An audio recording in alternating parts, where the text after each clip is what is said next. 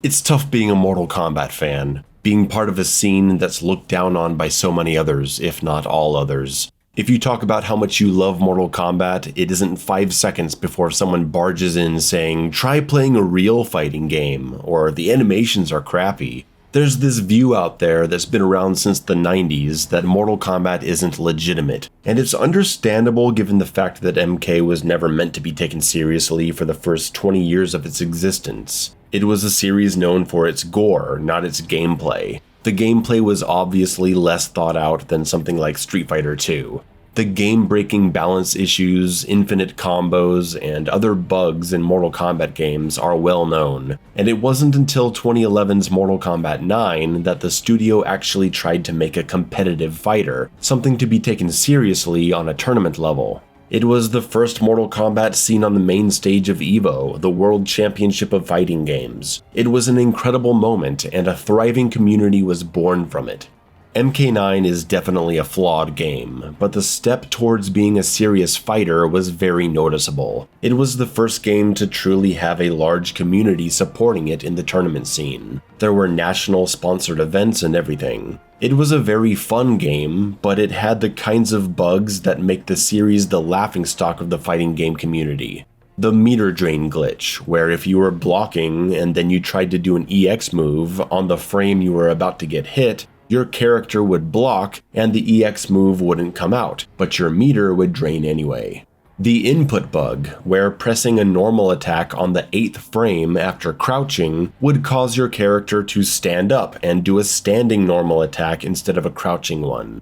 And the infamous Player 1 advantage, where Player 1 would win all trades. In the 12 years since Mortal Kombat 9, the community has been desperate for NetherRealm Studios to step up their game and put out a title without bewildering issues. And while they've certainly gotten better in many areas, we still end up with situations like the Injustice Pig being thrown back and forth, and Superman block infinites, and Martian Manhunter safe combo launching teleports, and MKX Quan Chi nearly unblockable resets. While I'm not a fan of MK11, I think it was a much more solid game in terms of the buggy weirdness and crazy balance issues seen in earlier NRS titles like MK9 and Injustice. But now that MK1 has launched, it feels like we're right back where we started. I really like Mortal Kombat 1, I think it's really fun and it has a lot of potential. But the issues present in the game are just unacceptable, and it reminds us all why the MK scene is not respected. The games we love are often broken and have amateurish design mistakes that everyone laughs at. And we just gotta shrug and say, yeah, we know, but it's the game we like to play. MK1, despite its long development time, team of talented employees, and what I assume is a large budget given this game makes a lot of money, has launched with problems that are downright embarrassing, and it's missing basic features that have become standard in NRS games and other games for years. The frame data is fucked up. Go to Scorpion's move list and tell me how this looks right to you. The practice mode, where you used to be able to pin moves to the screen for practice, no longer has this option. It's been standard in NRS game practice modes for a decade, and it's just not here. Why? This game is built on the foundation of MK11, and MK11 had it. How is it not here? It had to have been a conscious decision to not include the ability to pin moves to the screen in practice mode. Why? Ed Boon said they're looking into this, but come on, how does something like this happen? Online is a mess. The game has been freezing between matches for the first week of the game's release. There are no lobbies. A basic matchmaking feature around since the 90s, and we don't have it. We're still dealing with the bizarre hurtbox issues that have huge effects on matches. For example, if you block Smoke's overhead teleport, you can jab punish him for full combo. But if you're blocking low, respecting his low option, and then he does the teleport, and you transition to stand block right before he hits you, the standing up motion causes him to get pushed back further than normal, and now the jab doesn't connect? It's so frustrating. As Maximilian showed, you can't hit a button and call cameo on the same frame, which is an oversight that's inexplicable when designing a combat system around cameos. Not on the same frame. Same frame. Nothing. What is happening?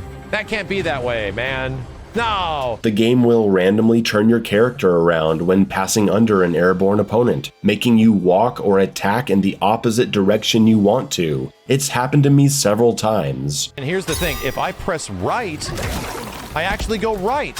If I press left, I still go right.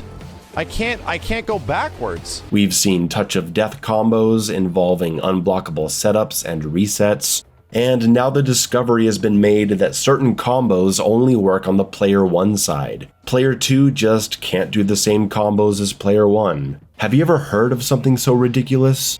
It's the stuff that makes everyone on the outside laugh at us for liking these games. And it sucks, man, because I love playing Mortal Kombat. And I just can't do anything about this. The games are going to continue to come out janky, finding new species of bugs to introduce to the world, and while we thought NRS was committed to improving the quality of the experience, they release a game missing basic and established features with no explanation.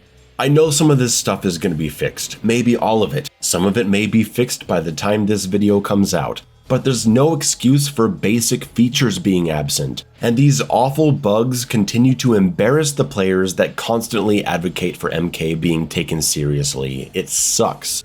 I'm unhappy right now. The PC port again has fatalities, fatal blows, and menus locked to 30 frames per second, which is constantly jarring as you switch between 60 and 30. One update caused my game to start stuttering every 2 seconds. It was fine on launch, and now no matter what I do, I get these awful stutters that actually cause inputs to drop. It's unplayable.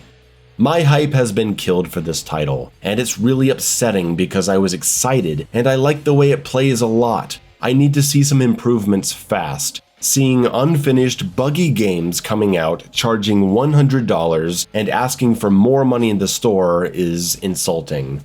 This isn't what I signed up for.